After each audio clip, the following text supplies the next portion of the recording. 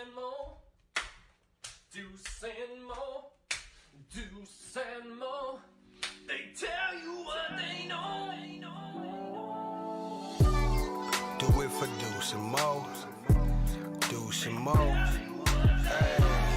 Do it for Deuce and Mo. When it comes to the Kings, it's my favorite show. Do it for Deuce and Mo. Deuce and Mo. Hey. Do it for Deuce and Mo. When it comes to the Kings. Big hopes and dreams as we cover our kings. Never cover the kingdom, but we loving our kings. And we covered your prayers as we doing our thing. Big Deuce with the pod, Lil Mo on the screen. Solo or together, still do it for team. Never switch up for $1 or revenue stream. So we always got each other, balance out the beam. Deuce and Mo, and that's the end of the thing. So do it for Deuce and Mo. We are live! Missed that. Do it for Deuce and Mo. Genuine. To the Kings, Oh, and he's pointing at the crowd. Oh, you know it's a good night when JaVale McGee's hitting threes late in the fourth. How we doing, baby? Oh, too much for me. No. Nothing's too much after a win like this. Well. We all needed the Kings. Hammer the Bucks tonight. 129 to 90. Oh, 129 to 94. 35-point win. Wow. That's Just like we all thought. just like we all thought. Right? Yeah. Sorry, just making sure I was hearing it. There's Carlin in the background. Should I double check to make sure Let's double check this. before we have fun? Gotta check paralyzed pup car. He's got the zoomies every time we start the show now.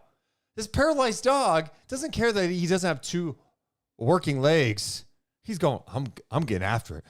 I'm gonna be like, you know who I'm gonna be like tonight, says Carlin? I'm gonna be like Keon Ellis and play like a dog. I'm gonna be like Malik Monk. I'm gonna be playing like Davion Mitchell. Carlin, give us your thoughts on the win tonight. Yeah. Hey, if you're happy, give me a kiss. Yes! That's what I'm saying. It's a big win, man. Appreciate you guys being here. Before we start, make sure to hit the thumbs up and subscribe. A lot to go over. Unfortunately, we have less than 24 hours to enjoy this. It's another great example of the Kings getting a nice win. And, the Lakers come to town tomorrow. But I say, bring it on. Bring it on, baby. Bring it on. Ken is saying, I love this roller coaster. Yeah, tonight's roller coaster was fun. Some people asking how Carlin's doing. Still going to rehab twice a week. A little bit of a disappointing thing we learned last rehab session on Monday. There was thought that maybe he was getting some feeling back in his right leg, and it doesn't look like that's totally the case. But guess what, man? The guy's happy. He's not in pain.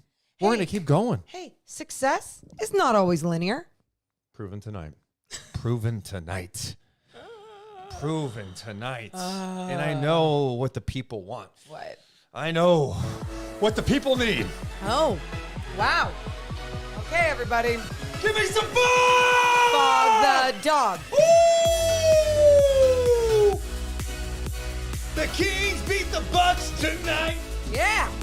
It wasn't even creaking close. They clapped that ass tonight. That's weird every time. How about Keon Ellis and the Aaron Fox? God, you're so good at this. Shout out to my Sabonis. Oh. He made history tonight. Woo! Why'd my fog stop? Oh, it's good that it's back. We needed it. We love it. The fog makes its return when you feel the magic. Woo! Oh, God, it's good. Yeah, breathe it in, man. Clapped that ass. Wow. Woo! That is such a weird thing that happened one time that you came up with.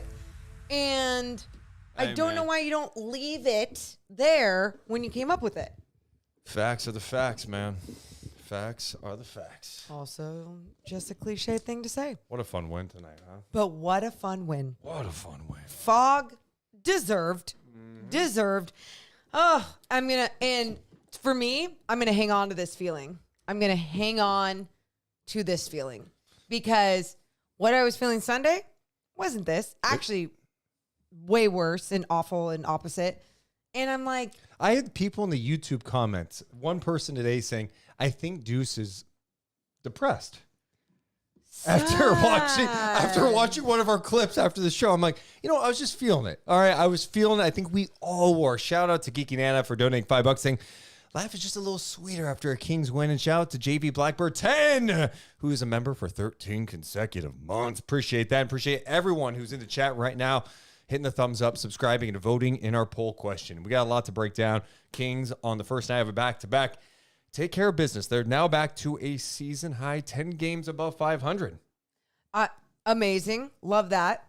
Quick health concern. Yeah. For a paralyzed pup, Fog, okay? Worsen his situation. Are we good? Yeah.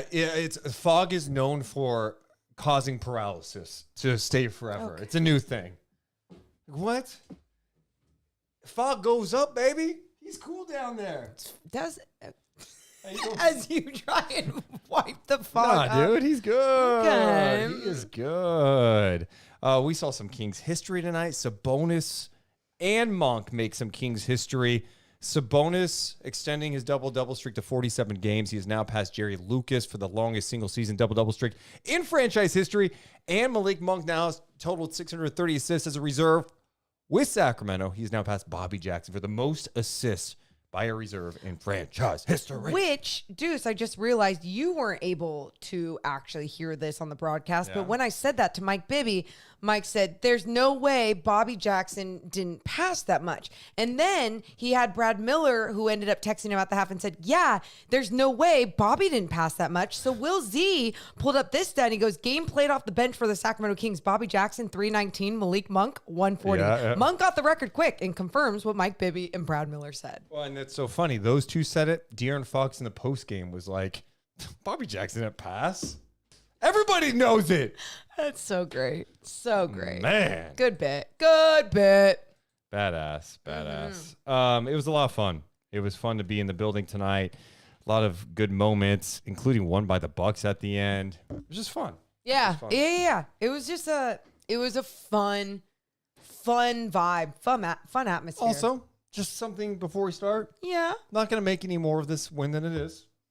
We're not asking questions tonight. No. Like, hey, turning point? Nope. Oh, man. I mean, this is what this team could be. We're just going to soak in this win for what it was tonight. Thank you. Feel what you want to feel. Appreciate everyone being here. We haven't done a roll call in a while. Got a shout out to Malik Monk's #2 fan, Shane Henry, in the building. What's up, Bashir? Open mic, Manny Too Legit, Adam, Donald, James, Octopus, Ears, Jeff Briggs, Kai Gaming. What's up, Lawrence? Chewy's in the building with Mohammed and Rachel. Shout out to Tay and Scuba, Jay Lee. Open mic 916, outdoors or indoors. He's cool. What's up, Aaron? Who else? RJ. Good. Oh, there's a lot of people putting clapping with peach emojis in the chat. Is that the new Clap gimmick? that ass. That's what I know. Okay. I like the gimmick. So we need a shirt. The gimmick. We're gonna sell a shirt that says "Clap that ass." Clap peach. How funny. Peach with a king's crown on top of the peach. Right? Just clap. Yeah. It will be made. Keegan Murray watched donates $5 saying Dame time forgot the time change. Oh, But no Keegan, huh? great bit. That is a great bit. Love trolling when possible. Dame honestly didn't realize Dame was out there. 2 of 12 for Dame in this one tonight. You can't do the same I bit know. that you did with Anthony Davis in the last game. Yeah, New bit. Shout out Kind of funny the though. young agent. Shout out RP. Bay's here. Rio Ramirez. Adam. All right, let's start the podcast. I'm having too much fun. Deuce and Mo, come down. 3, 2, 1. Hit the thumbs up and hit the music. Deuce and Mo. Deuce and Mo. Deuce and Mo. They tell you what they know. Deuce and Mo. Deuce and Mo. Deuce and Mo. The podcast that you know. Welcome into the Deuce and Mo podcast, recording this on a Tuesday night after the Sacramento Kings showed up in a big way on the home floor. They got a big lead. Hold on here. Hold on. They held a big lead. In fact, it was a wire-to-wire win for the Sacramento Kings against Giannis, Dame, and the Bucks, who have been playing some much better basketball, winners of 7 of 9. The Kings held them to under 100 points tonight, beating them 129-94. Some history was made in the game from Sabonis and Monk, and the Kings did it without Keegan Murray. This podcast is presented by our friends over at Northwest Exteriors. Check out trustnorthwest.com. I'm Deuce Mason. That's Morgan Reagan. Morgan, how you doing? So good. So good. I feel so good. I, could try and tell you, oh, I don't want the Kings season to dictate my mood. It does. Let's be honest. Dictates all of our moods. And there's just like no stopping it. Like I'm addicted. Yeah. Sure. Is it healthy? I say sure. I'm very passionate about it. I enjoy it. I love basketball so much. And I love the team that I cover. The Sacramento Kings, when they are in or on and they are playing good basketball, there's nothing like that high. There is nothing like it. Nothing like it. Love it. They don't have many complete games this year. Nope. This might be one of them with how they played. They got the lead, held on to it, expanded it. The Bucks made a brief run, cutting it to 14. You went, oh, no, here we go again. In fact, going into the fourth quarter, the Kings are up. Even when they went up like 29, I think at one point. Let's see, what was the... Oh, my God, their biggest lead was 37 in this game, which is crazy. It was still like 28-ish, 29, and you're just like, no one in the building felt comfortable. Why do you think Mike Brown left everyone in until the 4-minute mark? Yeah. Like, literally, I had someone with NBC at the desk say to me, oh, when is Mike Brown going to pull his guys? I go, are you serious? It's still a game. And he's like, are you serious? And I go, no, this isn't just what I do. This is what the Kings do. I do not trust them holding a lead after track record has shown that they haven't been able to do that. And tonight, they proved us all wrong. Great job. Where does Morgan Reagan want to start on her wheel of fun topics in this game? Should we start with an individual? Should we start with the team defense? Should we start with let's start with the team defense. Yes, because I think there's a lot of different things here. You can go into individual play, but I think even if you look at something like the third quarter, for example, when the Kings weren't scoring as many points, they only scored 20 points in that third quarter, but they were playing some very good, strong defense on the Bucks. That's it. We've seen quarters where the Kings struggle. If the Kings score 20 in some quarters, it's because they totally fall apart offensively, correct, miss everything, and it impacts what they do on the other end. And all of a sudden, they get outscored 35-20. But in the third quarter, they got outscored 22-20. They competed in this game tonight. It happened from the start. Keon Ellis started this game in place of Keegan Murray. Mm-hmm. What's going on? I was excited about the first play of the game. First play of the game. De'Aaron Fox gets a block, defense, and then their defense leads to offense, just like you mentioned. Keon Ellis getting the start. Keon Ellis running the floor down the right side. What does De'Aaron do? He finds Keon. Transition three right away. But it all started with literally the first play being a big defensive play. Yeah, and in this game, they started Keon Ellis, and he got the matchup against Dame Lillard tonight and did a hell of a job. You know, Dame, of course, is a talented player. We've seen the scoring ability. We've seen it recently. We saw him beat the Kings at the buzzer in Milwaukee in that overtime game. He's crushed the Kings many times. He scored 50-plus points, I believe, at Golden One Center before. We know the resume. Barf. Keon Ellis got the opportunity to get in there and start, and was he making him work? He was all over Damian Lillard, and Dame tonight finished very quiet. 10 points, 6 assists, 2 of 12 shooting, 1 of 6 from 3 in this game. Keon Ellis has got to keep playing. I know Keegan missed this game tonight with that sprained ankle he suffered after Dylan Brooks stepped on his foot in that Rockets game. Keon Ellis has to find minutes with this team. He is too good defensively, and the guy knocks down threes. So if you've got decent size, you play with physicality, you have active hands, you've got decent size, and you could shoot the three, you're playing, especially on this team. Yeah, I mean, that's exactly it. If you can produce on both ends of the floor, you're not a liability on either end of the floor. You're going to find opportunities. You're going to find time. But also because I believe that Mike Brown's system does a pretty good job of plug and play people if they're capable of not being a liability on either end, right? And like Keon Ellis has proven with these opportunities, short leash in some of these games as well, if he's not doing what he needs to be doing in his role, but he is showing in the small minutes that he is receiving at times tonight, 27 minutes in this one, how and why he deserves to be out there on the floor. He was outstanding. 7 points for him, but he had 4 rebounds, 2 assists, 3 steals, 3 of 4 shooting, knocked down that 3 that Morgan mentioned at the start of the game. I thought he and Fox set the tone, and that backcourt together was just fun. You text me that. What made them so fun?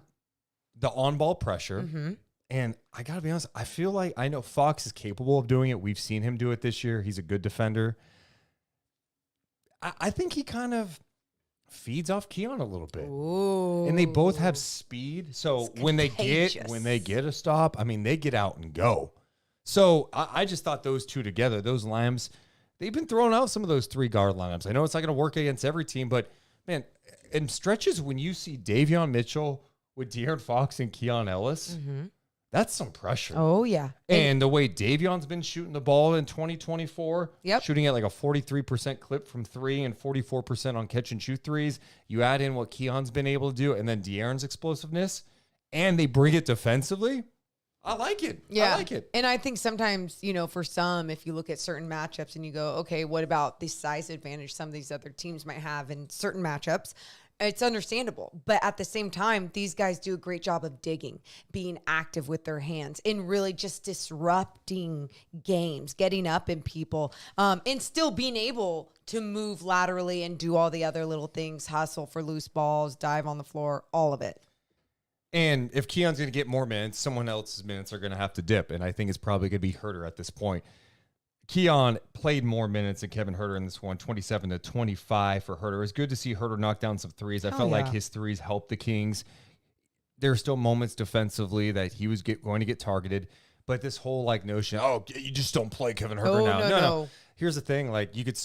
Kevin Huerter still needs to play. I mean, his offense, his shooting, it can really help the Sacramento Kings. You just have to put him in favorable positions, right? And you hope that he's not going to be targeted left and right. He could still help this team in a big, big way. I just think Keon needs to play more, especially with how he's playing. And here's another stat. What's another stat? They're 5-0 when he starts. Hey! They're 5-0 when Keon Ellis starts games this year. Well, that's interesting to look at because I was just about to go, I really do believe that Kevin Huerter should still be starting, but maybe it ends up being, again, depending on matchup or how he's coming out and playing. Tonight, he came out strong, knocking down those threes early, and then you saw the times that he was targeted or was the weakest link on the defensive end. It's like he was getting pulled. It's not that he was getting punished. It was, okay, we need to make sure that there is something to patch up this problem.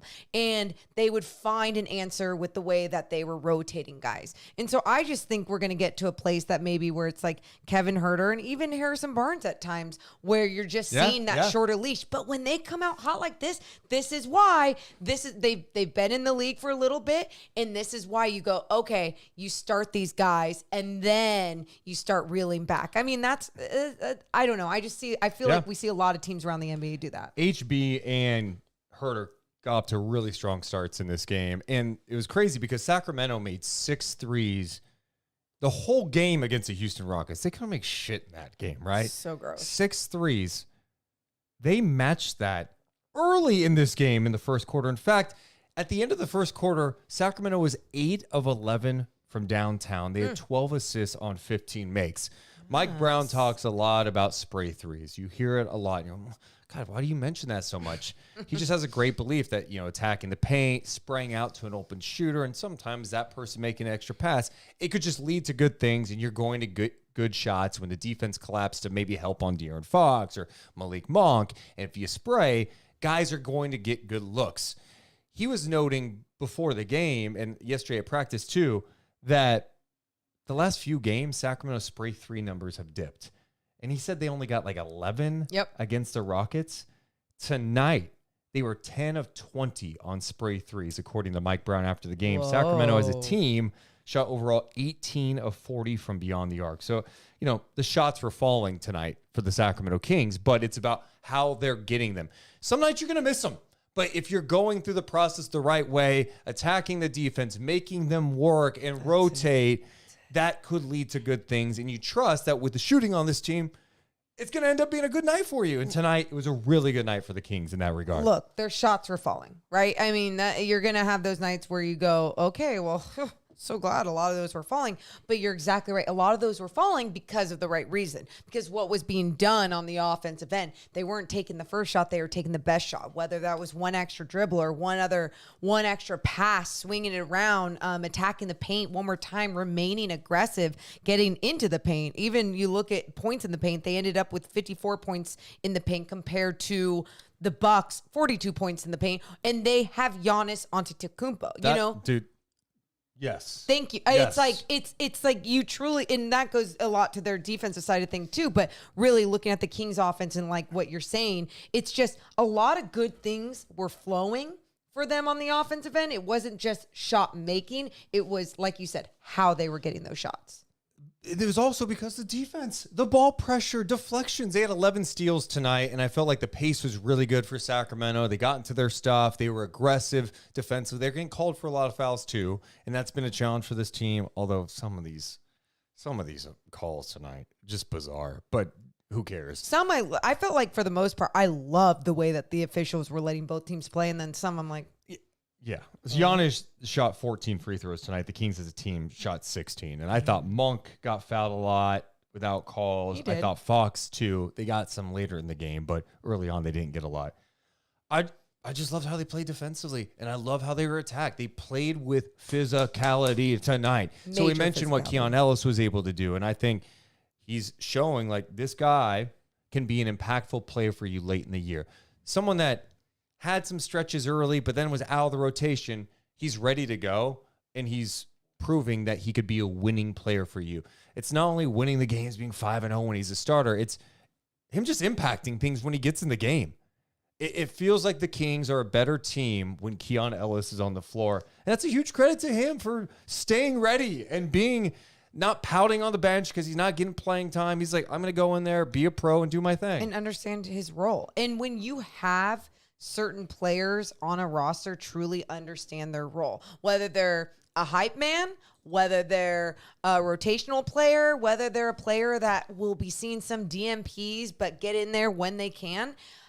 It's incredible what type of culture that can create, but what type of style of play it can create. Because then everybody starts trusting one another. That goes from the coaching staff down, right? It just bleeds on down to going, okay, well, I believe that they will believe in me in the right situations. And sometimes you're always just going to believe in yourself and understand that or think that you can get anything done out there. Like, you want to be out there, you want those minutes, but at the same time, it just really depends if you're going to get those minutes and when in those small minutes, what you do in that small opportunity. I think for Keon Ellis and not so much Davion tonight necessarily, but Davion in this month, truly what he's been doing in his small minutes has been making an impact. It's in a lot of players, they need more time to make an impact.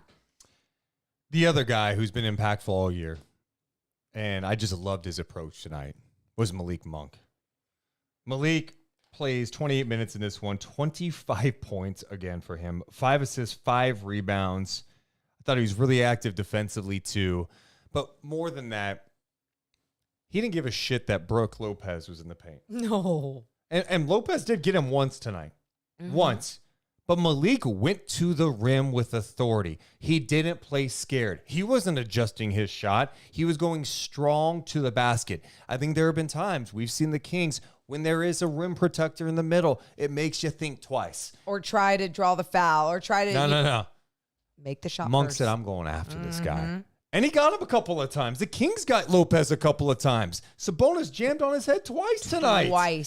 So Monk has been this way all year long with that spark and the energy he provides his team. He also made Kings history tonight. At 3:56 mark of the first quarter, he got his first dime of the night and then was able to pass Bobby Jackson for the most assists by a reserve in franchise history. 630 assists for Malik Monk in 140 games. Bobby Jackson, our old buddy, 629 assists in 314 games. Is that what Wilsey had? Anyway, Monk did it in 140 games. Yeah. Listen, you want to hear some Malik Monk with G-Man? Yeah, you were telling me about it. Here's Malik Monk after the game with the G-Man, Gary Gerald. How satisfying is this win? Oh yeah, it's great, man. Especially when we let our guard down against Houston to come in and be the top team in the East, man. It's great, especially with all the great guys they got over there. With them being in the finals, winning the finals, it's great to get this win like this. This is the 23rd time this season that you've scored 20 or more coming off the bench. Do you think about numbers like that? No, sir. I don't think about it until you tell me about it. I just go out there and play basketball and just try to play as hard as I can every time I get out there. What was the difference in this game? You were able to get the separation, but unlike so many other times when big leads have turned into no lead. Yep, for sure. What was the difference today? We kept out. We didn't let our guard down, G-man. We didn't hold off. We kept the pressure up the whole game. We usually relax a little bit in the third quarter, and we didn't do that this time. And I think that was the biggest key. Let me ask you about the contributions from Keon Ellis, particularly defensively against Damian Lillard. For sure. Man, Keon, I think I've been saying this before. Keon, every time he come in the game, man, he steps up big, whether it's hitting shots, guarding, making the right plays. And that's just him being ready and him being a professional. And he just made a big play right there as he just lit the beam, man. Lit the beam. He lit the beam. Light the beam, baby. How much gas in the tank for a possible sweep against the Lakers tomorrow night? Oh, yeah. I got a lot of gas in the tank, so I hope my teammates follow behind me. I'm going to make sure they behind me, though. Let's play, too. Thanks, Malik. Yes, sir. All right. There's Malik Monk with the G-Man after the game. Also, in his post-game conversation with the media, he was just saying how much he loves that Mike Brown has just trusted him with the ball, and that it's because he's getting these opportunities, he's showing what he can do in the NBA. Yeah, I think Mike Brown has evolved with trusting Malik Monk with the basketball, because Malik Monk has been so much more disciplined when he has the basketball in his hands, meaning he's not just relying on that pocket pass and seeing turnovers. He is not being chaotic with the basketball. He is not holding on to the basketball. He's making a quick decision. And on top of everything, I'm sure it's his aggressive nature to the basket, because when he goes to the basket, great things happen. He either makes a play at the rim or makes a play for somebody else on his team. Just a fantastic year for him, and that's why he is the front runner to win Sixth Man of the Year. I just love what he brings in his mindset. You know, he plays with a tremendous amount of confidence, no shit, but it's just like he's not.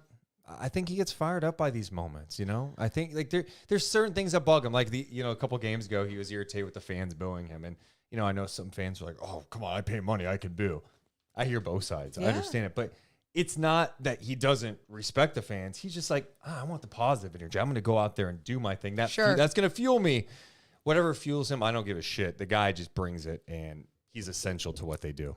Some of the numbers that you sent me before tonight's game, when it came to the Bucks, and it was Doc Rivers, since Doc Rivers had basically taken over. So before, they were 19th in defensive rating. Then Doc Rivers came in and they became 11th in defensive rating. And then since the break, Milwaukee's been 7th in defensive rating. And 7th in offense. And 7th in offense as well. And I say that because I think about someone like Malik Monk and the way that he's attacking. This team has been to together. And I go, okay, they might not be able to stop De'Aaron Fox, one of the fastest players in this league, but the fact that they couldn't slow down Malik Monk either tonight, it just shows what a force that this Kings team, like multiple people can be. How many people scored in double figures tonight on this Kings squad as well? 5, I believe. Yep. It just, it's just really nice to see them go up against a good defensive team like this. Sabonis made history tonight too, and it shouldn't be really a surprise.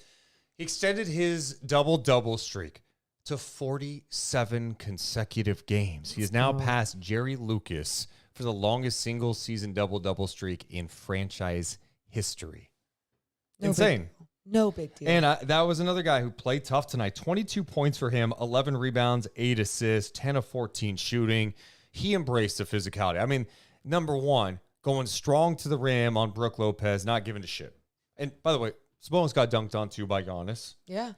But he was going with force to the basket and even down in the post. I saw he shouldered Lopez out of the way. Lopez is a big dude. He is strong, shoulders him out of the way, dunked it in. It just you have to give so much love to what work Sabonis has put into his body. Understanding that he's an undersized center out there at times and can be one of the smaller guys. Doesn't have even the longest wingspan. So what can he do? Well, he can work on himself and become strong as shit. And that's what he has truly been able to do this season. You see the way that he bodies through guys. I think he's done a good job too. Like, you think about some of the greatest shooters in this league. For example, Steph Curry. And he'll use that arm bar to create space, which I go, they're not going to call it. Do you create that space? Do what you got to do. It's not even on every 3, obviously. But I think about the way that Sabonis uses his elbow to hook around and create that extra space. Sure. And basically, it's like getting this drop step on certain guys to make sure that you have the right position. And he does a good job of being sly with it. Now, he's gotten it called a few times, but I just love the way that he's been able to be like, okay, this is how I'm going to make sure I'm dominating down low. Yeah, he was awesome again tonight. Just a good bounce back for him. A note too, he had 9 turnovers against the Rockets, and they were some bad turnovers, some hideous ones. Awful. 0 turnovers for him tonight. Ugh. The Kings as a team had 9 turnovers. Okay, now 34 assists, 9 turnovers. They shot 53%, 45% from 3. And look, if you believe in this stuff, knock on wood. I do. They've been shooting free throws better lately. I know. They have been. They were 13 know. of 16 tonight, 81% for a team that has been dead last in free throw percentage the entire year after being 79% last year. For most of the year, they've been right around 72. They've been terrible. Tonight, they were 13 of 16. Monk missed 1, Lyles missed 1, and Len missed 1. Fox was 3 of 3, Sabonis 2 of 2. They don't get there a lot, but it was good to see them starting to string that together a little bit. Well, especially because if you look at this, the last time these two teams matched up, that was a huge thing at the end of that game. Missed free throws. Just a key reason why they ended up losing that game besides Dame Lillard hitting that nightmare dagger. Yeah, they only missed 5 free throws in that loss, but 3 were in that overtime, right? Where that really hurt them. And we know what happened. Either way, they did a good job tonight. We should talk more about the defense because the Bucks, Morgan, shot 36% in this game. The Bucks were held to 94 points. They were 7 of 39 from 3 in this game. What was it for Sacramento, especially when you got to deal with Giannis? He still got his thing. He had 30 points. And let's mention this one more time. No Keegan Murray, one of your best defenders. That's a great point. That it has been playing so fantastic on that end of the floor, even when he's not shooting well, and he was not in this game. So what did the Kings do? They made sure that they just came together and locked up. It was funny because Keon Ellis, I think I said this to you before the podcast, was mic'd up. And on NBC, they had us go to it. And I was like, okay, I haven't heard this. Let's hear it. Keon Ellis mic'd up. And it's just help. Communication. It's just all communication on the defensive end, right? Like there's nothing even fun about it. I made a joke about it after, but it was all the fundamental things that you'd want to hear. And I think what the Kings have been able to do a good job of, especially when they know that like they need to find a way to get a win. They're playing up against a better team. They knew against a team like this, they need to lock in, communicate, and just trust one another. And you saw the way that they were rotating from side to side when the ball kept moving, the way that they're closing out on guys. And I just thought it was aggressive. It was like they understood personnel. What did it even be? Beasley ended up 3 of 11 from 3-point land. I mean, he's a great 3-point shooter. Yes. He's a in all fairness, he also missed some great looks tonight. He did. But part of it, too, early on was the Kings' defensive pressure, the on-ball pressure that Davion, Fox, and Ellis were putting on, staying in front of their guys. I actually noted one awesome play. One of my favorite plays in the first quarter. The Kings threw a double at Giannis. Monk came over. Okay. Giannis swings it over to the 3-point shooter. Keon Ellis rotates exactly like he was supposed to do, okay? Mike Brown's been preaching about closeouts for a while, right? It seems so simple. You got to close out the right way. This team has struggled with it mightily. And one thing he's talked about is when you're contesting, he wants his guys to like high five the shooter. Hot shooters especially. Yes. So tonight, I believe it was Beasley was open for 3 on the wing. A great closeout by Keon Ellis, and I noted it. He high-fived Beasley. I'm like, yeah! These are the little things that make such a big difference, especially for a Kings team that's been allowing everybody to come in and shoot over 40% from 3. Those numbers can't happen. Another thing I loved about tonight, Morgan, and the defense, why it's significant, because they've been dog shit defensively at home this year. Coming into this game tonight, the Kings ranked 29th in defensive rating at home, 29 out of 30.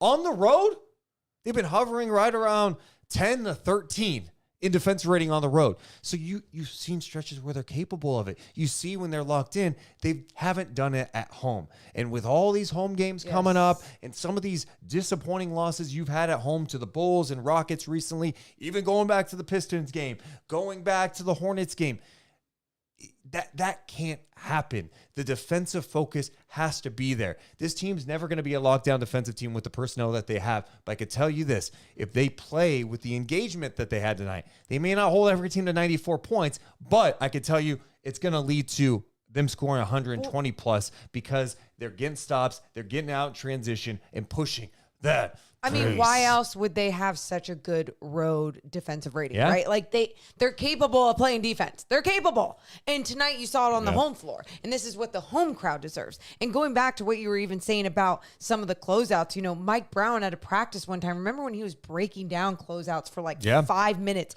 I think it was even on you that he was like knocking into you at practice and talking about Couldn't move me though. Oh, of course not. It was just like the fundamentals of like who you chop your feet against and who you make it sure you're clapping hands and who you're running out and making sure you're touching their hip.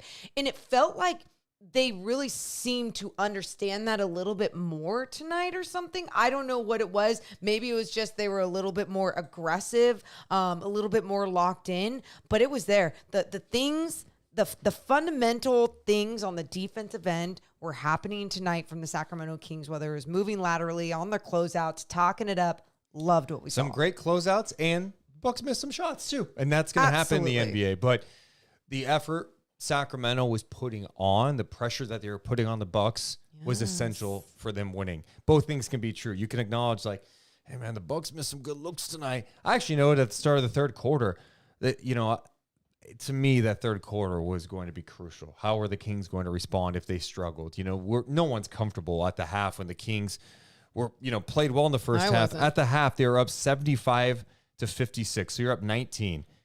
You're wondering, all right, how are the Kings going to look? Well, the Kings missed shots, right? First 2 threes that Trey Lyles got in the corners, opposite corners, were wide open, butt naked threes that he missed. Butt naked. And that's just a great example. Hey, you're going to miss sometimes. And the Bucks definitely had some of that tonight too, where they missed some good looks. Yeah, and I felt like the Kings, although it didn't seem like there was many, but they didn't allow missed shots to ever deflate them or get them down, and or even dunks or made threes by the Bucks. You know, it was those little things that you saw the Kings and their mentality and their body language just stay up throughout this entire thing. And I'm sure a lot of it too, Deuce, if you look at the assist number for the Sacramento Kings, 34 assists on 49 made shots. Great. Field goals. And you look at that and you think about how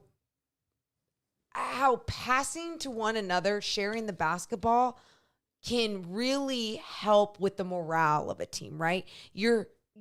Everyone is getting rewarded. You're working your ass off on the defensive end. So what's happening on the offensive end? Oh, it's not just hero ball. It's not just ISO ball. It's not chuck up the first shot. It's everyone's moving and touching the basketball. When you're playing that fun style, and we saw that consistently last season, it just becomes something different for the entire team and the morale, the spirit.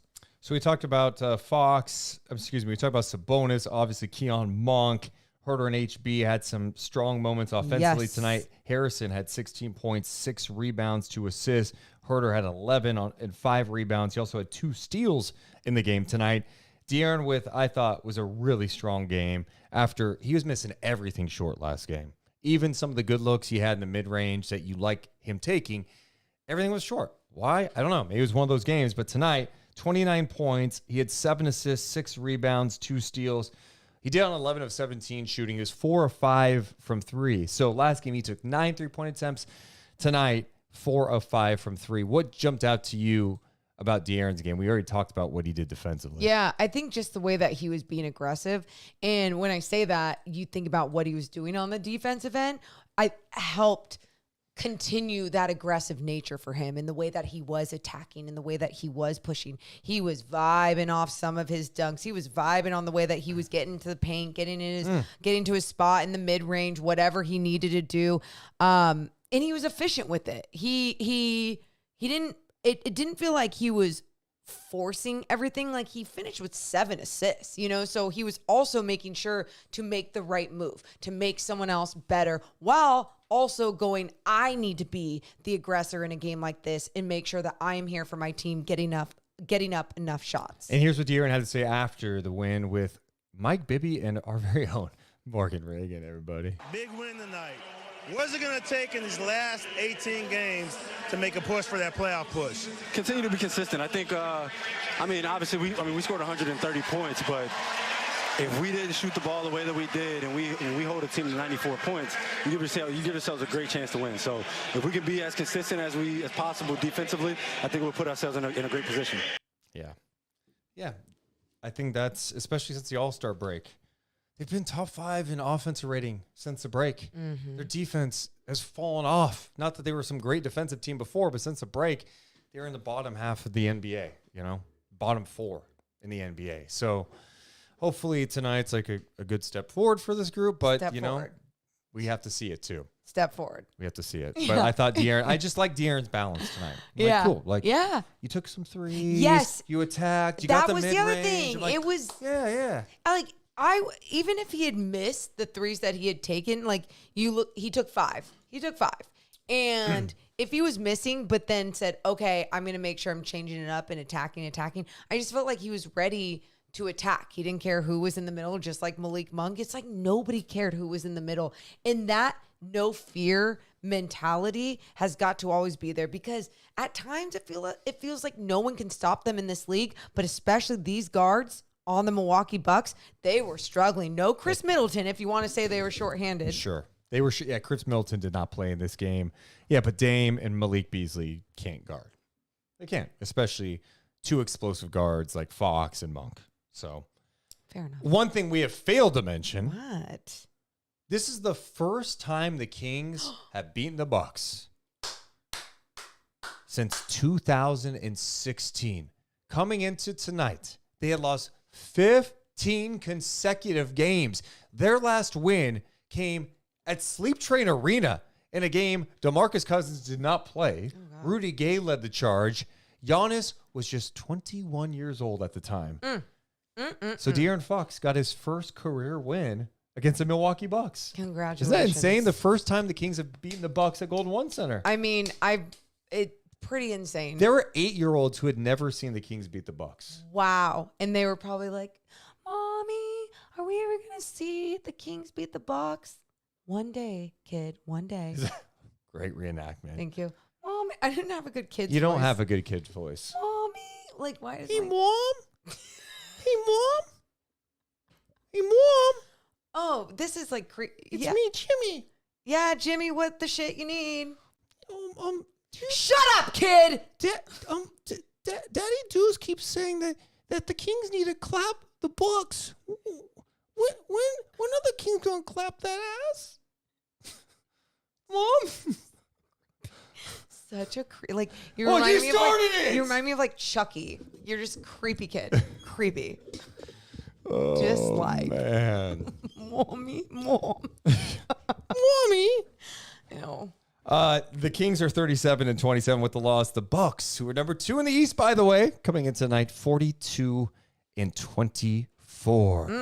Shout out to everyone watching us live right now. Hit the thumbs up and subscribe. Appreciate you guys being here. Shout out to, we got a Cavs fan in the building. Cavs fan says, thank you for the win. Also love watching both of you all doing the post-game chat. Great company every night. Dude, oh my gosh. Shout out Cleveland. Thank you. I was watching you guys yesterday. I was like, can you beat the Suns? Oh my God. You guys were shorthanded. Man, there's Tough. just so many times. I know. There's too many times that like I find us just rooting. I was thinking the whole time watching that game, I'm like, hey, put Sam Merrill back in the game. Let's rain some threes. Give him the ball. Let him shoot. Let him shoot. Oh, man. Yeah, it's really cool though when other NBA fans join in. So thank you. Daniel says, I need more Daddy Deuce in my life. No. I love Golden Blue says, any news on Sasha Vezenkov? Yeah, we should mention a couple of things tonight. So Yeah. Keegan Murray did not play with a sprained ankle. He was at shoot around today getting some work in. So I imagine he'll be questionable for the Kings-Lakers game. That's tomorrow on the second night of a back-to-back. And the tough news, we don't know what's going on, but Trey Lyles left the game in the second quarter with an apparent knee injury. He did not return, went to the locker room right away. Looked like his knee buckled a little bit, so hopefully it's nothing serious. Yeah. So Trey Lyles is out. Sasha, he was supposed to be reevaluated in 4 to 6 weeks. I think we're right around the 4 to 5 week mark with that. Okay. He hasn't been reevaluated quite yet. I actually saw him after the game talking to Giannis a little bit in the tunnel. Look at that. But yeah, hopefully he can get back soon. And, I think best case scenario, it's like, is he back the first week of April? And then you go, okay, it's not only, that's the other thing. He's reevaluated 4 to 6 weeks. Then it comes to, is he cleared? Then he's going to get back on the practice floor, get into game shape. All of a sudden, we may be at the end of the season. Is he playing in the playoffs? Those are all big questions, right? So It's unfortunate because he was right before the injury. I thought he was playing the best basketball of his, early NBA career. Like he was in the rotation. He finally had a little bit more of that NBA pace figured out, and not to say that he could keep up, but he understood what he needed to do with his speed, with his pace, and understood what Mike Brown wanted on the defensive end with just like, hey, arms up, be the smart defender that you are, even though you're not the best individual defender. And if you can score and shoot the shit out of the ball on the offensive end, we'll take it. And he was moving without the basketball too. A couple other highlights from this game tonight. JaVale McGee hitting a 3. Love to see it. Also worth acknowledging this, Jalen Slawson played tonight, late in the game. Jalen Slawson played a game this morning in Ontario, California. He scored 20 points for the Stockton Kings in the G League in a Stockton Kings win. By the way, Stockton with the #1 record in the Western Conference in the G League. But Jalen Slawson played in a game this morning and played in a game tonight, late in the game. That's actually kind of cool, right? It is. Are you kidding me? 2 games, one day, one the G, one in the Dude, NBA. that is like, that would be if I was a player and I was obviously at that level of like, okay, I'm working my ass off in the G and getting these opportunities with the big squad.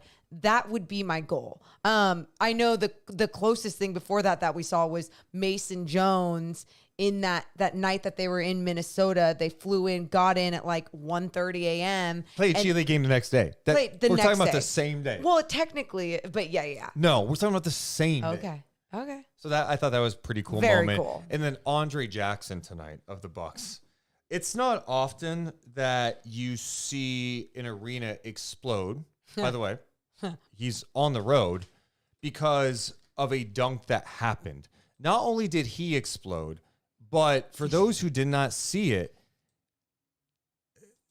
the crowd exploded. The Kings bench kind of jumped up.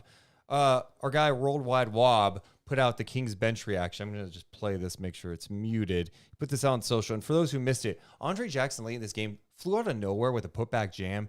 His head, Morgan, was above the rim, and there was such force. His forehead hit the rim. Here's what it looked like, Morgan. This is insane. So just out of nowhere, boom! Kevin Huerter jumped up. I think it was Kevin Huerter jumped up. It was his cheekbone. It wasn't even his think about that's how high he jumped. It was his cheekbone that hit the rim. It was his cheekbone. The guy almost hit his throat on the rim. Dude, the reaction is so great. So De'Aaron after the game was saying they were giving Kevin Huerter shit because Kevin Huerter jumped up like he was going to celebrate, and I guess Huerter was explaining that it's because he was shocked. No, well, duh. Okay. But Andre Jackson's also from upstate New York. They're both upstate New York guys. But the funniest thing is if you look on the second go around of this, Keegan Murray, no expression. Zero expression. Keegan doesn't move. He doesn't flinch. Hey, to be fair, neither does Sabonis. Dude, that is one of the most insane putbacks. He hit his cheek. I mean, he can get up. I don't feel like you're giving it enough love. I mean, there's guys with bounce. Yeah, that's... That shit does not happen in the NBA. I mean, what else do you want me to say? Be like do you want to be like Kevin Huerter? Like you and Kev? You want me to be like you and Kev? I mean, it's great. Okay. I gave it the love it needed. Okay. Do you want it? I mean, do you want it to be like our moment of the game? Honestly, it is one of the moments of the game. Okay. It's one of the moments of the game. Before we get to that, who do you think our player of the game is? I put a poll question up, and I put 3 up there. Okay. Who was your player of the game? Was it Fox? 29 points, 7 assists, 6 rebounds. Domantas Sabonis making history tonight with that double-double streak. 22 points, 11 rebounds, 8 assists. Malik Monk off the bench with 25 points, 5 rebounds, 5 assists. Justice in the chat says, guys, you have a new legend, and his name is Domantas Sabonis. Domantas Sabonis. Who would be your player of the game tonight? Does it have to be one of those guys? Doesn't have to. It's your player of the game. I'd love to know yours. And you know what? I put up what the actual Rock and Soul player of the game is. My player of the game is Keon Ellis because, again, stepping up in that starting role. I didn't know that they were 5-0 with him in that starting spot, but really making an impact to what this team looked like, especially on the defensive end.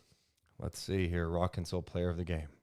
Oh, thank you. Keon Ellis, dude. 7 points, 4 assists, 3 steals. Kings are 5-0 when he starts for them. He won the defensive player of the game crown. Of course, you can mention Monk, Sabonis, and Fox. Those guys have done it all year long. But this guy who was on a 2-way deal earlier this year, spent all of last year in the G League with the Stockton Kings, is playing meaningful minutes in March for a team who's trying to secure a playoff spot. Then he gets put in the starting lineup. And what does he do? He makes shit happen. The guy has been a defensive force. He's been a dog. He plays bigger than he is. He's strong, active hands, hits threes. That stat line may not blow you away, but his impact was felt from the jump tonight. Keon effing Ellis, our Rock and Soul player of the game. Difference maker. And make sure to check out Rock and Soul Diner. I know a few of you went there tonight because if you go during the game to watch a game, you can get 25% off appetizers and 25% off your drinks. It is 6 blocks away from the arena, and breakfast is served all day. All day. So good. You want a little Benny at 1:30 p.m.? Biscuits and grave. Some biscuits. Is there anything else we missed from this game that we failed to mention that you would love to talk about, Morgan? Let's see. And while you think, I'll look at my notes too. Okay, I got assists. I got Lyles. Oh, you already have. Love it. I know this. Dame didn't hit his first 3 until the 9:27 mark of the third quarter. I love that. The other thing that I like, the Bucks went on an 8-0 run after that, Uh-huh. and I was getting a little nervous. They handled the run better. And this is going to be something we're watching now. Every NBA team makes runs. We know this. It's a game of runs. Ebbs and flows, blah, blah, blah. This Kings team and I don't have like the exact numbers to back it up, but I feel like I have not seen a team that is in playoff contention give up runs like this Kings team gives up runs. We're not talking a 12-2. I wish. We're not talking like sometimes I'd take a 16-2. I That's would awful. Last game against the Rockets, it went like 45-19 at one point. We've seen them give up big runs all year long to the Bulls, the Suns, the big leads. And so tonight I was curious. All right, you got fat here. You've had a lead. I'm talking to J. Ross and G-Man at halftime going, hey, you think this game is going to go to single digits? You know what they said? What'd they say? Yes. And of course you thought that, Yeah. right? I mean, I thought you only that. had a 19-point lead. The Kings handled that run. They handled that run, and they expanded the lead. Winning wire to wire for this Great group point. is a big deal because they have really failed to do that. We've seen them so many times get big leads and fold and allow teams to get back in it with bad defense, taking their foot off the gas, missed free throws, and tonight they executed. It's such a great point about the runs and being able to stop the bleeding, because it never felt like I was scared because of track record. I wasn't scared. The energy wasn't scaring me. I felt like there was confident track energy. record 100%. But it was just, that's what I'm saying. Yeah. It was just track record for me. And like, you never know what you're going to get in the second half for the Sacramento Kings. Like, how many times do we say that we need 48 straight minutes and that's all you want to see? And so finally being able to see that again against a very good team in this league, like, you got to give love when they deserve it. Well, after the game, Mike Brown gave some love to the rock and soul player of the game, Keon Ellis. Keon seems like he's always getting deflections on and off ball. How important has that been to this group? And is there anybody from years prior that he reminds you of, like playing defense? Good question, Brendan. That's a great question. I would have to think about that question. Shout out to Brendan Nunes, of course, at Sacktown Sports. He's so good. Great. Young up-and-comer, but one of the best already. Yeah. He just always asks great questions. Yeah. The Keon Ellis? What? Keon Ellis of Kings Media. Oh, I like it. Anyway, back to this. But he's got an uncanny ability to defend the pick and roll, to be a great weak side help defender, strong side help defender. He's really, really elusive and really quick back to the ball. And what people don't realize is how long his arms are, and then he's got a motor where he just keeps pursuing, and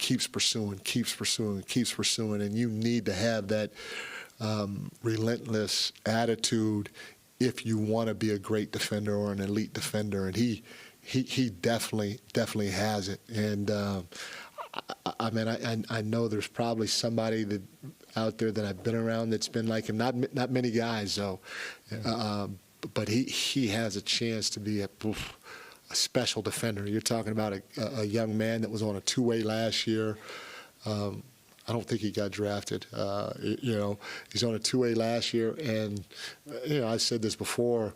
I've been playing him, yanking him back, playing him, yanking him back, playing him, yanking him back, and he's just stayed ready, and he's been as steady as he can be. And so I'm happy for him. I'm happy that he's stepping up. I'm happy we rewarded him with a regular contract, and he's showing that he's more than worth what we gave him. Ooh, wow. Some high praise there from Mike Brown. It really is. And even I don't think he's getting any DMPs anytime soon. Like, this guy has to be in the rotation and pushing 20 plus. Because he makes a difference. That's what I'm He is saying. a difference maker. Yes. There's also something to those guys that have had different journeys, right? You mentioned him being undrafted. You went to junior college first, in Alabama, undrafted, G League, two-way, pro. Dude, it's a different grind when you have different scouts looking at you all of your life. I'm sure he was on teams where he was doubted by coaches. So coaches were pushing the other guy that had hops and that had athleticism and could just get up and dunk, when Keon was doing like probably a lot more of the dirty work, you know? And I say this because this just happens with, there's so many good players and people out there that just don't get the right opportunities. And sometimes you get down when you don't ever see the right opportunity. And for Keon to just keep going, keep pushing through, get all the way to this roster, see the DMPs, and still follow through on his opportunities, show up big, never play nervous. Just huge. I love it. Also in the chat, Duck says that Mike Brown is on a streak of successful challenges. Who is this guy? Yeah, he did challenge a play at the 6:42 mark when the Kings were up 111-83. It was a loose ball foul that would have put the Kings in the penalty. The Kings won the challenge, and G-Man noted Mike Brown's record on challenges this year, 18-23. Okay. Trying to push up. Yeah. Which, let me just do the math here. Because didn't I tell you like the success rate was pretty low for challenges? Yes, the success rate Was like 50-something%, right? God, I forget what was it low? I forget. So actually, I don't remember anything. So yeah, his success rate's not great. I mean, that's Got to keep working on it. 18-23. Let's get back to 500. Get back to 500, please. All right. We got more of the podcast coming up. We need to mention that tonight's podcast is presented by our friends over at Northwest Exteriors. If you need new windows on your house, you need siding, you go to them. One, Kings fans. Yep. Check. They've been around forever. Check. Showroom in Rancho Cordova. You can check out the windows yourself. They do amazing work. They don't subcontract out. We've had them do windows here at these amazing Deuce and Mo podcast studios. Noise canceling. Over at your sister's house. Yep. Becoming a Northwest Exteriors family, loving it because they do such a great job. But also, it's like, even with my sister, I was like, just get a quote. See what you can do. Yep. And so she got a few windows done. She got a few things done, and she was super happy with it. And she's like, oh my gosh, they are the nicest. I was like, I know. That's why you just got to call and get a free quote today. Why? Simply the best. Trust Northwest. Yeah, go to trustnorthwest.com.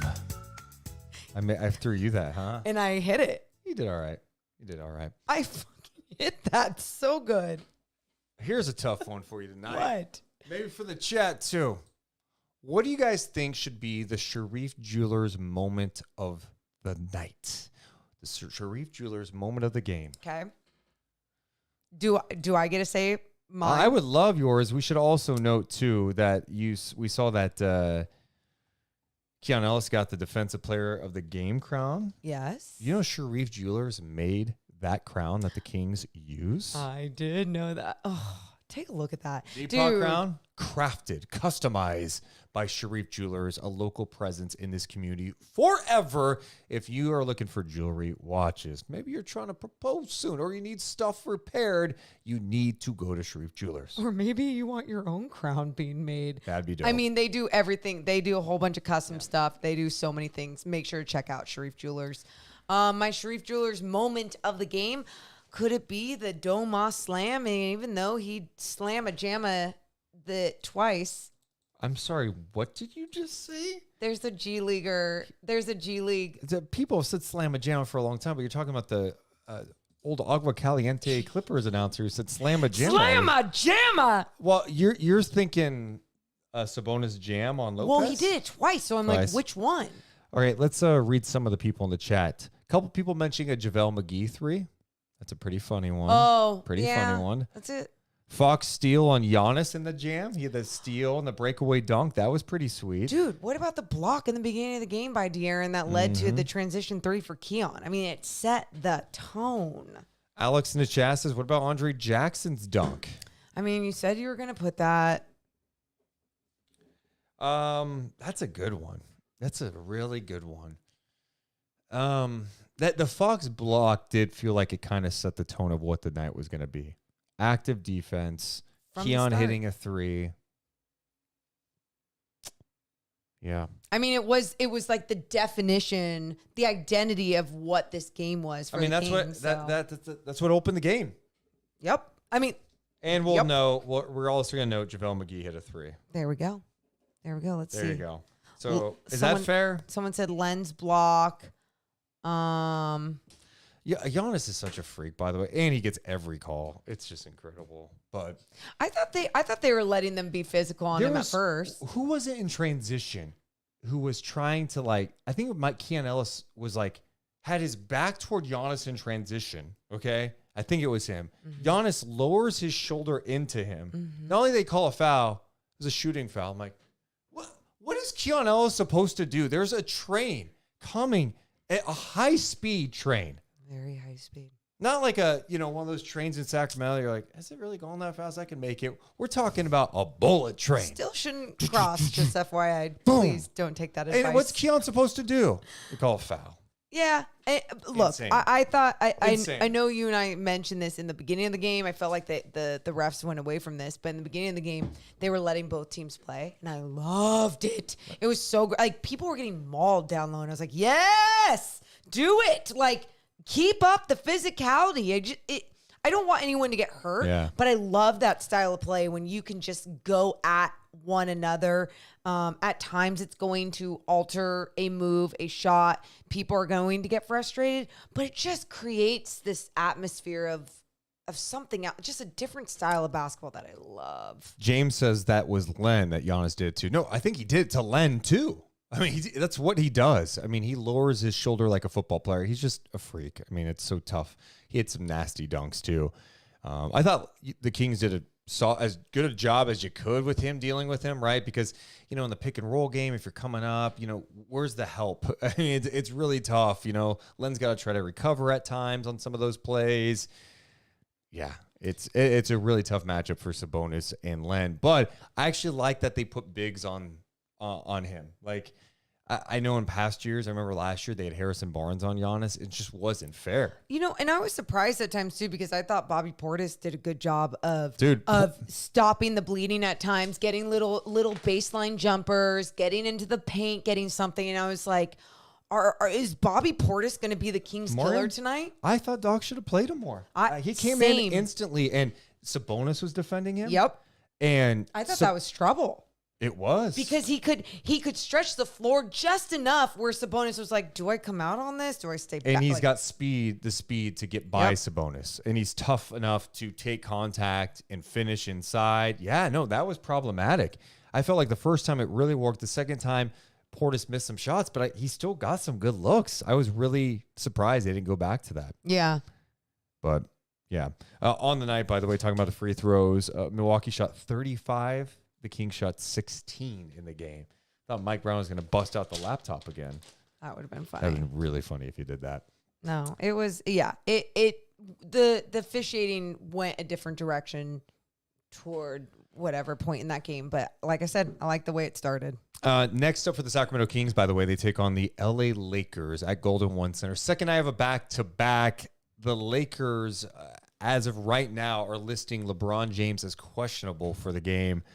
You're going, oh, wait, he may not play. I mean, I guess it's possible, but I feel like LeBron James is questionable for every game for the Lakers. I said that. He did leave the Kings' last game, the Lakers' last game against the Kings in the third quarter. At the time, you know what I thought? He realized the game was over, and he goes, I'm good, I'm out. And, that's what I thought. And in some ways I'd be like, that's messed up. But, I mean, he's at that age where it's like, he's got to do what he's got to do at times, I guess, if you want to put it like that. And looking at the Lakers schedule, after losing to Sacramento, they've won 2 in a row. They beat the Bucks 123-122, and they beat Minnesota 120-109. Anthony Davis has also popped up on the injury report. Mm-hmm. He's probable at this point, but LeBron James is questionable. 2 days off. 2 days off for them. Back to back for a King. I hate that. But this is a chance for Sacramento to sweep them this year. Mm-hmm. And it's just a big game. The Lakers are behind them in the standings. A couple of things this year, the Kings have owned them. And this is another team that struggles defending guards like Fox and Monk. De'Aaron Fox has averaged 36 points a game against the Lakers in 3 games this year. Jesus. Sabonis is averaging 19 points, 17 rebounds, 8 assists on over 60% shooting against them this year. And I think why it's so problematic is AD is forced to help a lot because these guards cannot contain Fox, can't contain Monk. It allows Sabonis to feast a bit too inside. They don't really have a good plan to help on Sabonis. Now, the other thing, I think Sabonis has played with force against AD. He's tried to be physical with him inside. He did a hell of a job on the glass in that last matchup, but Fox has absolutely cooked him. The other thing is, in all 3 matchups, the Kings have won points in the paint and second chance points in all 3 matchups. Impressive. So it's got to be the same mindset. I know it's hard, but dude, string some shit together. You're at home. You can win this game. You beat them 3 times. I mean, it's like we say with every Kings game. It's like, yeah, people ask me tonight, how you feeling about tonight? What's it going to be like tonight? I'm like, I don't know. I think the Kings can beat anybody. They can lose to anybody too. We've seen it. They have lost to the worst team in the NBA at home, the Pistons. And they've almost lost twice to the Spurs. They've also beat some really good teams. OKC, Minnesota, Denver, albeit a little shorthanded. The Bucks. So anything can happen. Anything. I do like this matchup for the Kings. It is hard to be a team 4 in a row. Yeah, it's not only is it hard to do that, it's I agree when you look at the matchup and what the Kings have been able to do with this matchup. I mean, look at the matchup against the Pelicans. It is poor for the Kings. Yep. They do not play well against the Pelicans, their length, all these different things. But with the Lakers, it seems like at times that there's no perimeter defense, where there's zero resistance when it comes to what De'Aaron Fox wants to do. So he goes, okay, I'm going to drive by, first guy, Austin Reeves, whoever, and then you have the second line of defense, AD come up, okay, I'm going to pitch it here. I'm going to get the spray 3. The ball can move. So I just hope that you see a lot of that, no tired legs. But again, I don't have... I'm not, this isn't me protecting myself or anything. I do not have expectations for tomorrow night. I went in with no expectations. Actually, I'll tell you this. I have already told myself this is where Deuce Mason stands. Where does he stand? As of tonight, even before the game. I've accepted that this team is going to be a play-in team. And if they're not, and they become a team that's in the top 6, great. But now my enjoyment level goes up because it's like, this is what they are. They're a team that's been playing pretty much 500 basketball. Sure. The only reason they're above 500 is because they had a 6-game win streak earlier this year and a 4-game win streak. Other than that, they played 500 basketball. So this is where they're at. We'll see. Well, we'll see tomorrow. I can't wait, and we're going to be live for it. Before we end tonight, do you have anything else on this Kings-Lakers game or Kings-Bucks? Well, then we're going to end the night on a fun game with you in the chat. The Basketballl Name Game. Are you ready? I'm ready. So this is how it goes, okay? We've done this a couple of times now. On Basketball Reference, there's certain players that have nicknames associated with them, okay? Tonight's category is players who played on the Kings and Bucks in their career. Now, I'm going to name a player, and I'm going to name a few of their nicknames. But one of the nicknames is fake. Shout out NBA show on The Athletic. Yes, The Athletic NBA show, who has a variation of this game. Of course, there have been a lot of players who have played on both Bucks and the Kings. Don't look over here. Trust me, I'm not. We've seen DeMarcus Cousins. Remember, he played on the Bucks for a minute. He did. Dante DiVincenzo, who could forget George Hill or some of the legends. Okay. Oscar Robertson. Okay. Tiny Archibald. They played for the Bucks and the Kings. So here we go. No Jay Hurdaway. This is not who he played for. This is something different. Spencer Hawes, Jabari Parker. A lot of people mentioning former Kings and Bucks. Great knowledge. Well Jason done. Terry. Jason. Never officially played, but sure. All right, our first one tonight. How about Frank Mason III? Oh, okay. He played 2 seasons with the Kings. He played 9 games with the Bucks in the 1920 season. Spent a lot of time with their G League affiliate, where he was named the G League MVP in 2020. Of course, he was a National College Player of the Year in 2017 and drafted by the Kings in the 2nd round in 2017. So here are some nicknames. Got it. The Phenom. Okay. The Petersburg Pistol. Okay. And the Freemason. I'm going to go with... Before you answer. Okay. This may be hard. Okay. What? Okay. Yeah, okay, Darren Brown. Stop with that shit. Right. So I'm trying to pick which nickname is the wrong nickname. I'm going to go with, what was the middle one again?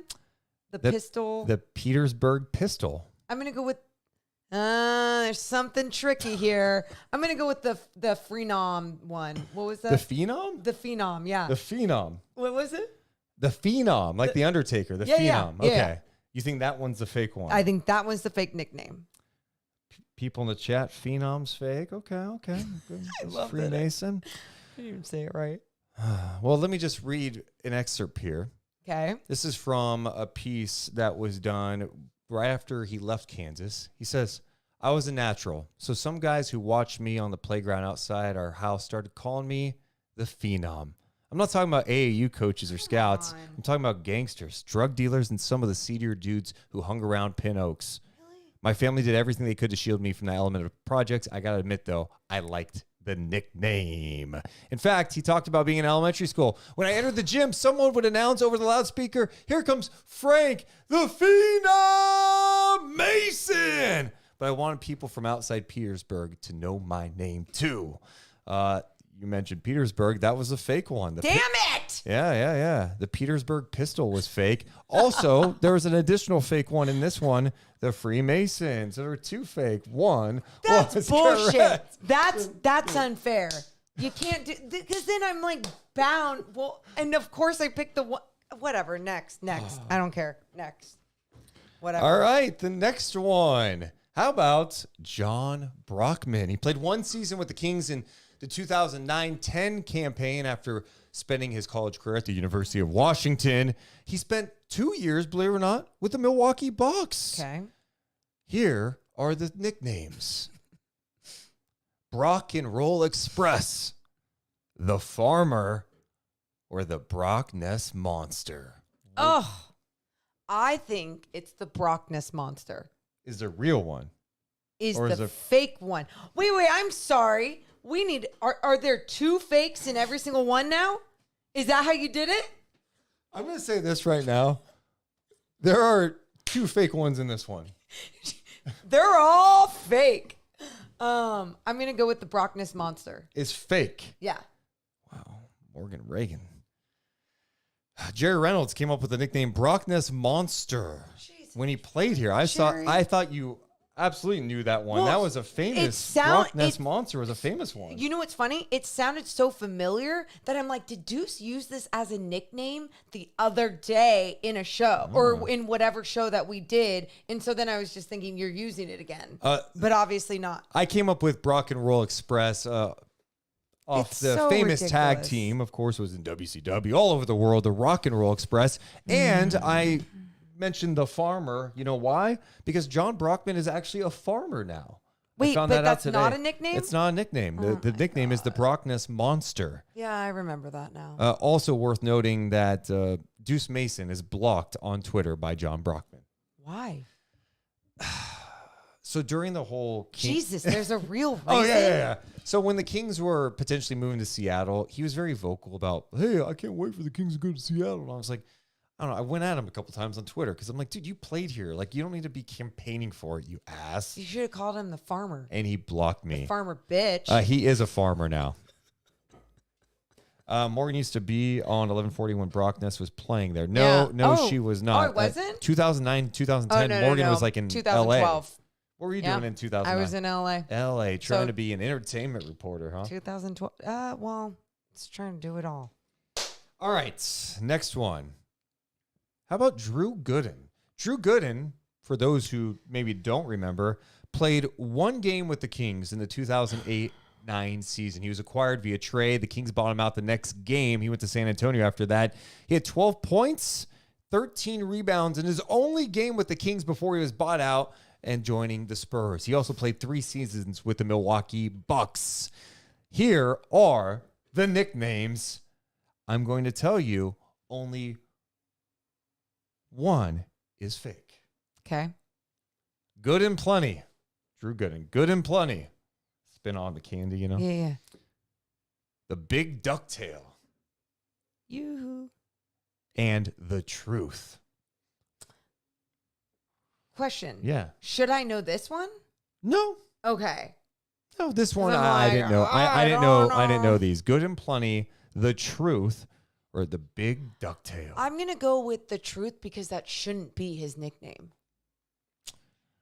Like, that would be strange if that nickname was given to multiple people.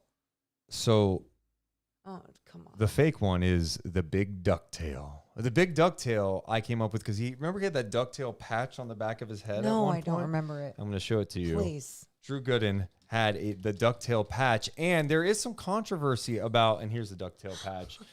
I do. You remember this, guys? Yeah. The ducktail patch. So there you go. It's called a ducktail patch? Yeah, that's what I called it. So there's some controversy over the truth. He claims that he was called the truth before Paul Pierce. No. That's what he claims. So he says his nickname is the truth. I don't buy it. My nickname was the Mamba. Like, yeah, I know. No. Even if you got it first, it's Paul Pierce's now, right? Yeah, like you don't claim it. Like why would you even want that? Yeah. Like I don't even, is it, what is it called? Patent? It should be. Yeah. Even if you got it's not yours anymore. Sorry. So dumb. You're done. So wait, So you're wrong. Did not get that right. You're wrong. Have you gotten one right tonight? I don't think so. No. But Morgan, we've got some good news for you. We got one more chance tonight for you to get it right on the basketball nickname game. I really don't like this. Like getting every single one wrong. The next one is Desmond Mason.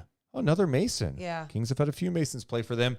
Desmond Mason spent 3 years playing with the Milwaukee Bucks. He played 5 games with the Kings in the 2009-10 season. In fact, Paul Westphal, the late Paul Westphal, who was the coach of the team, also coached him with the Sonics, started Desmond Mason on an opening night in Sacramento that to this day, I just can't believe that Desmond Mason was a starter at the end of his career for the Sacramento Kings. Not a good team. His nicknames, D-Mace. Of course, you got to remember he won the dunk contest back in the day too. That's what he's really known for. Had some knee injuries down the stretch, blah, blah, blah, blah, blah. Anyway, D-Mace, the Cowboy, or Dr. Duncanstein. Which one is fake? D-Mace. D-Mace in the place. Desmond Mason, the Cowboy. Giddy up. Dr. Duncanstein. Let's go with D-Mace. Is it a fake one? I don't know, asshole. Like, I don't know. It's just a game. It's not a game. It's very deflating when you get every single one wrong. Like, it becomes unfun. Okay, I'm going to be honest. Your worst one tonight, out of all of them, was Brockness Monster.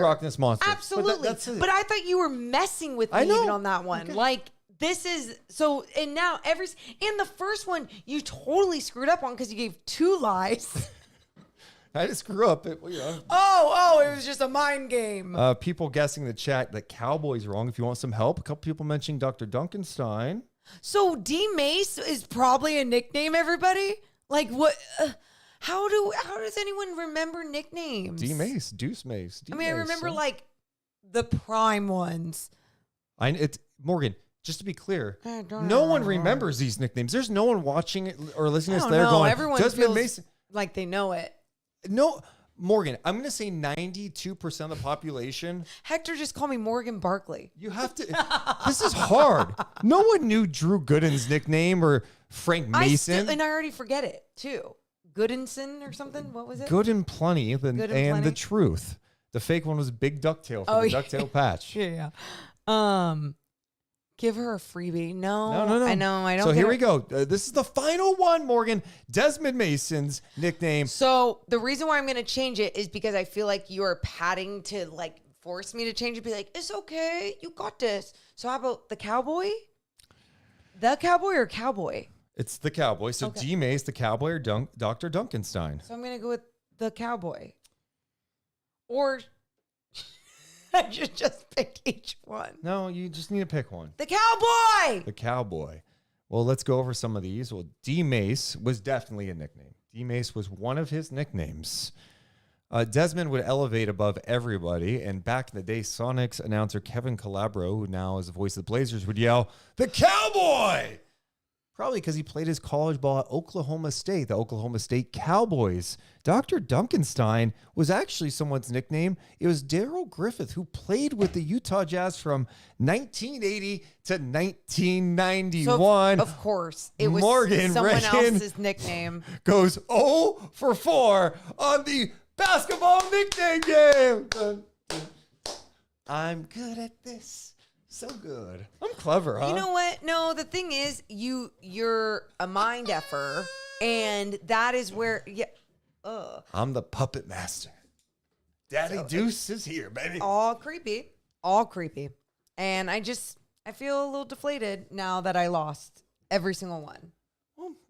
It's supposed to be a challenge. It's not supposed to be easy. Do you want me like, hey, what's LeBron's nickname? King James? Yeah, blah, blah, blah. It's supposed to be hard. Brockness Monster was a layup, but I got in this like he is messing with me kind of thing. So I get it, Morgan. Sometimes you blow layups. It happens. That was your worst one. That's it. I mean, I blew 4 layups. But those were layups. I blew the game. Morgan, I would not get these. If you asked me I would not pick the Cowboy for Desmond Mason. I'm sorry. I don't know. I'm done making you feel better. You suck tonight. It's over. Thank you.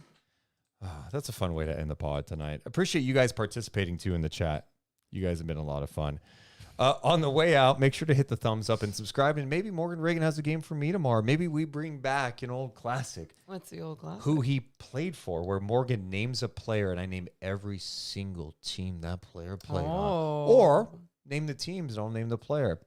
We can go either way. Remember, I'm the basketball mind. Jesus Christ. Appreciate you guys so much for hanging out with us tonight. Make sure to hit the thumbs up and subscribe. And we will be live again tomorrow following Kings and Lakers. We love you guys, but we got to go. Hey, we'll see you tomorrow night. See ya! Deuce and Mo, Deuce and Mo, Deuce and Mo. They tell you what they know. Deuce and Mo, Deuce and Mo, Deuce and Mo. The podcast that you know.